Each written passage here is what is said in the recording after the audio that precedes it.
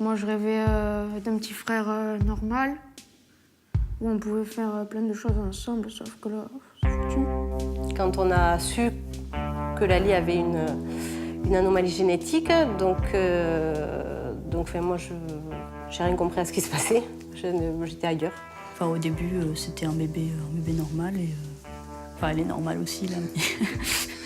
Et je disais, mais c'est peut-être... elle a du mal à se développer, peut-être qu'on a un caractère... c'est une question de relation, qu'on a un caractère très différent, des choses comme ça. Enfin. Mon frère, il compte beaucoup et quand certaines personnes le regardent d'une façon comme s'il disait qu'il était débile ou un truc comme ça me fait un peu... J'ai envie de... Il est certain qu'au niveau de, ne serait-ce qu'être au milieu des autres enfants singuliers, apporte autant aux uns qu'aux autres, justement. Et ça, c'est hyper important.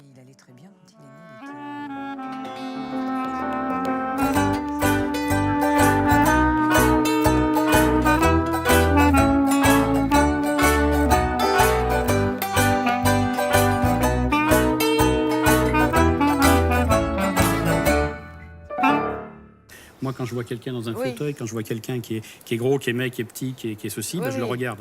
Donc il faut toujours se rappeler aussi, quand on est parent d'enfants handicapés, se dire, alors nous c'est plus facile parce qu'on avait 40 ans, mais même quand on a 25, j'étais comment quand j'avais 20 ans, quand j'avais 21, 22, comment je regardais les autres. Il y a une contradiction dans ce qu'on raconte des fois. À la fois, on a envie de dire aux gens, mais vous vous rendez pas compte, c'est pas facile ce qu'on vit tous les jours. Il faut pas le prendre... c'est dur, vraiment. C'est dur, quoi. Et sachez le voir, et regardez, faites attention à, et pour nous, ce sera un peu plus facile. Et à la fois, de dire, mais c'est bon, on n'est pas des pauvres petits malheureux, on vit comme vous, quoi. Il faut pas arrêter d'en faire une montagne. Et voilà, ça peut paraître contradictoire. À la fois, voilà. Il y a ces deux pensées, là. D'accord. Que ça sonne, là ?